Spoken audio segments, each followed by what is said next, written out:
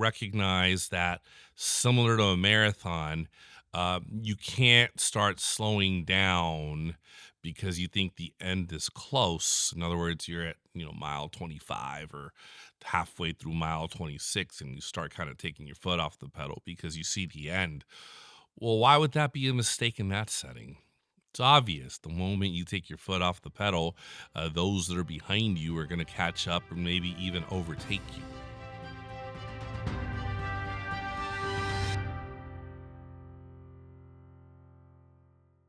Hello, everyone. Welcome back to the Bridging the Divide podcast. I'm your host, Rolando Bonilla. It's the holiday season, right? It's the time to slow it down as you listen to me today. It's been a week or two since we've had a Thanksgiving break.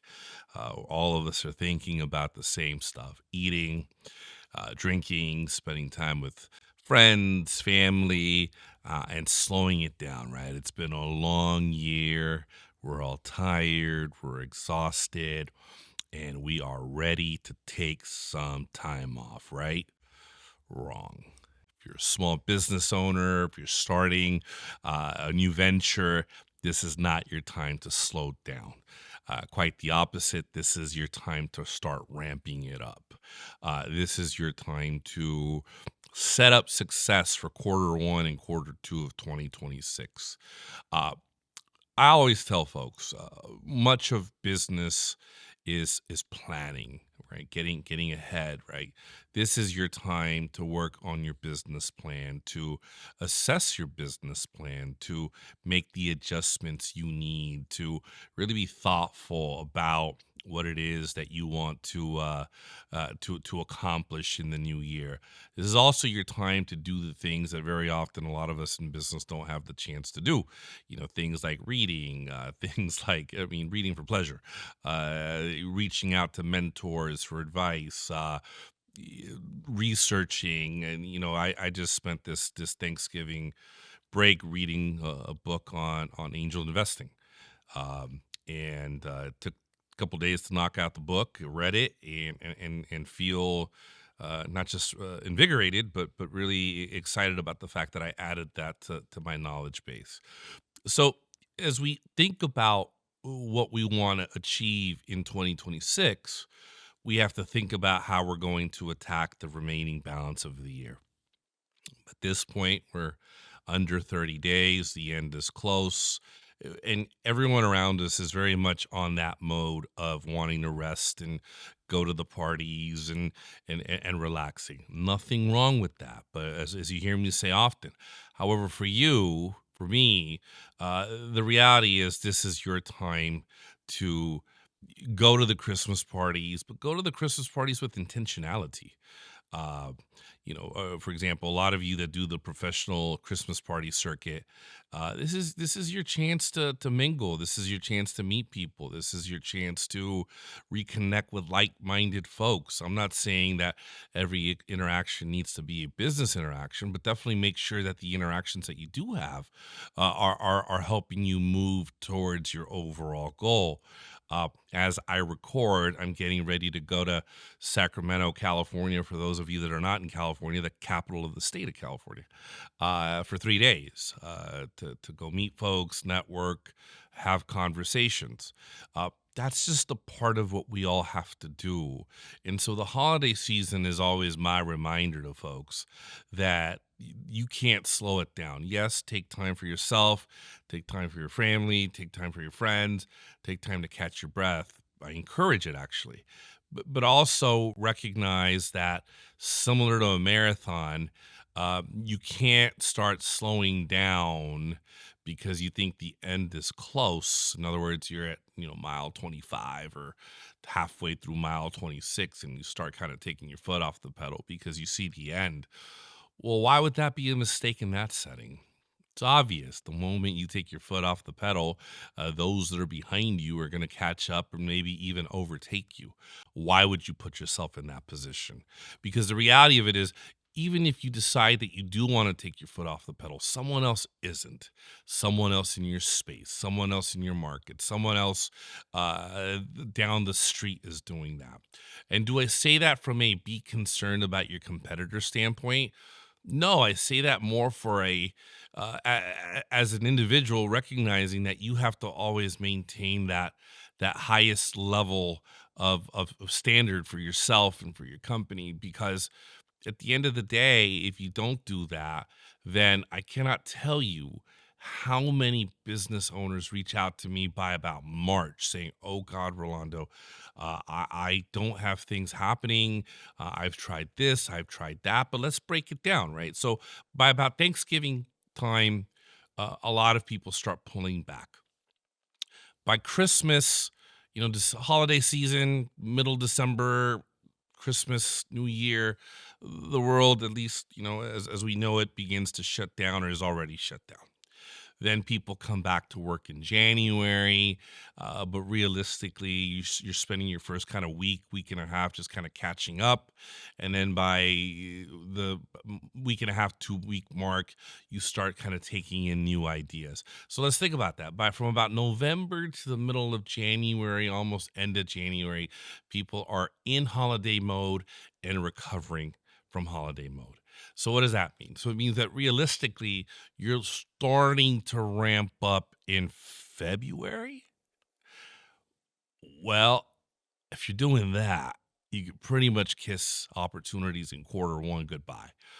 If you're in a service-based business, personal services business, the same though with the goods business, right? If you're not preparing your inventory, if you're not getting a sense of what the market wants, and you're trying to get those data points in 2026, well, yeah, I mean, by then it's too late. Everyone around you is providing the goods that your friends and neighbors want, because you took this time off. So I always say, do the work towards the end of the year, and put yourself in a position so that when folks are re-engaging with the world in the middle of January, they're re-engaging with you, and they're picking up conversations with you that they themselves wanted to have with you towards the end of 2025.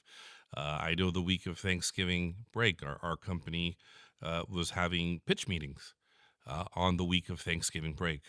And so the reality of it is, to me, the holidays are a great time to refresh, reset, but are also the optimal time to put your foot on the gas and close the year out strong, to ensure that you start the new year stronger, having applied a lot of the lessons that you learned, both the good ones and the bad ones, so that you can start the year in a position that will give you the best opportunity for success. I'm in the personal services space.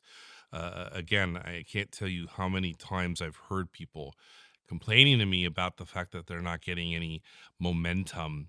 And honestly, I always say that's on you, right? You should know better. That for as tempted as you were to take that time off, November, December is your time to really build that new year infrastructure, so that you can pick up where you left off, run faster, run harder, run smarter. You don't want to find yourself in a position where you're trying to build the parachute as you're falling out of a plane when you could have built it before you got on the plane. And so, my advice to all of you, and again, I'm not saying anything that hasn't been said out there, but it is something that my experience has affirmed to me. The end of the year is always your time to work on your business plan, obtain new knowledge, whether it's reading books, whether it's researching on YouTube, whether it's talking to mentors. Yes, it's also your chance to rest. I do encourage that. Uh, but keeping your eye on the prize is key, because, for those of you that watch international soccer, I'll use a quote that I forget the name of the player. He played for Liverpool, who would say, the beginning of the season, the first 5 or 10 games of the season won't necessarily win you the championship, but they can lose you the championship. Meaning, if you're getting off to a really bad start, it's gonna be hard to overcome that.